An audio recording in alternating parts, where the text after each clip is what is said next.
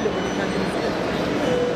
Radyolarla, kumandalarla yardımcı oluyor ve kumanda olasılığı bize geçiyor. Bizdeki kumanda sayesinde frekans aracılığıyla devreye sokuyorum ve uzaktan patlatılmasını sağlıyorum.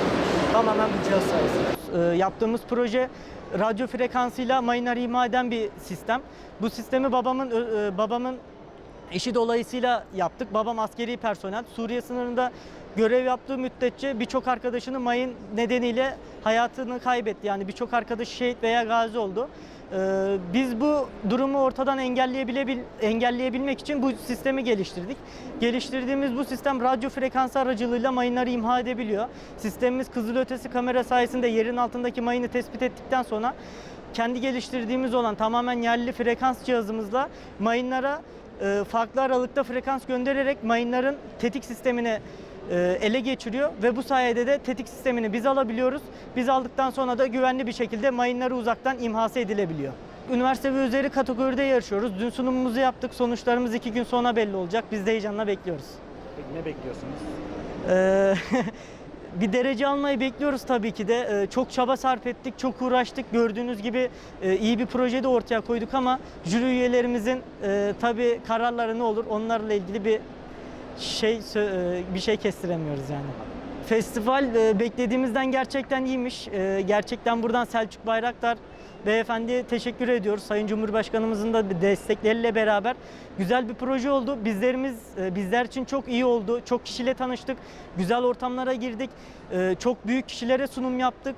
Hem bizim için network sağladı bize hem de sunum kabiliyetimizi ve bizim gibi birçok kişiyle beraber olma şansını yakaladık.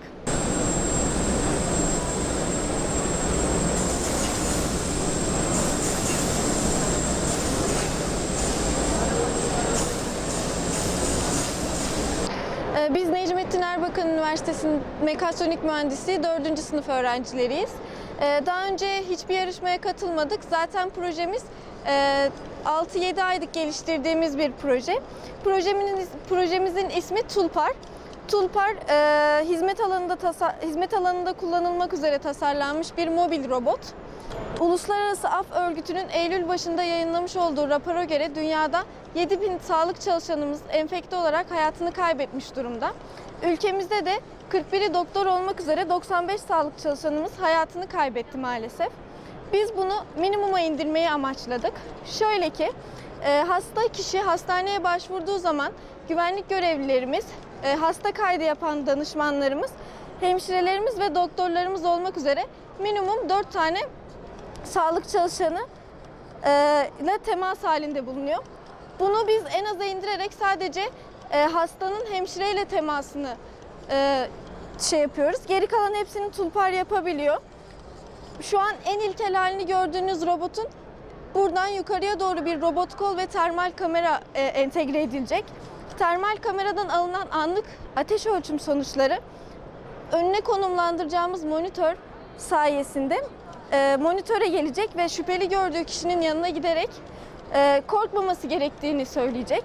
Onu güvenli bir alana götürüp arkasında bulunan tek kullanımlık maske ve dezenfektan verecek. Sonrasında üstünde bulunan kamera ile doktorla video konferans yöntemiyle konuşmasını sağlayacak. Bu temsili olarak ateş ölçüm sonuçlarını belirtiyor ve 4. kişinin yüksek ateşte olduğunu belirtiyor. Doktora yönlendirdiği an açılan kamera sayesinde doktorla temas etmeden sadece video konferans yöntemiyle tedavisini oluyor.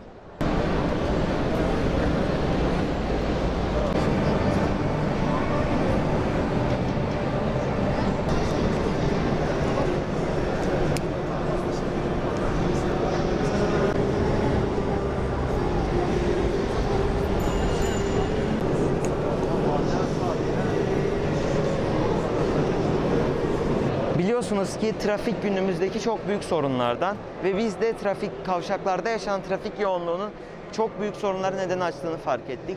Bu sorunlar şu şekilde: sıkışık trafikte takılı kalan araçların zaman ve enerji harcamaları, ani müdahale gerektiren ambulans, itfaiye gibi araçların gidecekleri yere zamanında ulaşamamaları. Biz bu problemlerin önüne geçebilmek için bir proje tasarladık. Projemizin mantığı şu şekilde: Hangi yolda araç yoğunluğu daha fazlaysa yoğunluk hesaplanıyor. Hangi yolda daha fazla araba varsa o yola geçiş üstünlüğü sağlanıyor. Ambulans ve itfaiye için ise şu şekilde yaptık. Ambulans ve itfaiyenin siren sesini algılayacak bir ses sensörü sayesinde 4. ışığımız olan mavi ışığı yaktık. Hemen şimdi size uygulamalı olarak göstereyim dilerseniz. Şu an 3 numaraya geçti. Bakın şu an normal bir kavşaktaki olduğu gibi sırayla ilerliyor. Araçlarımızı saydırıyorum.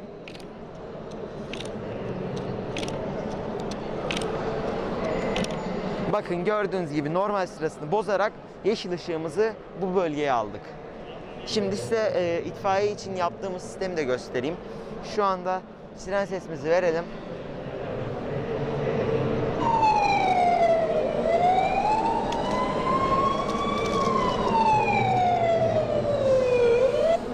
Gördüğünüz gibi siren sesi algılandı ve mavi ışık ve yeşil ışık aynı anda yandı. Mavi ışık ve yeşil ışığın aynı anda yanmasının anlamı ise şu şekilde. Mavi ışık ve yeşil ışığın aynı anda yandığını gören öndeki sürücüler arkalarında ambulans veya itfaiyenin olduğunu anlıyor ve ambulans ve itfaiye yol vermek için özel bir konuma geçiş yapıyorlar. Projemizi yapmaya şu şekilde karar verdik.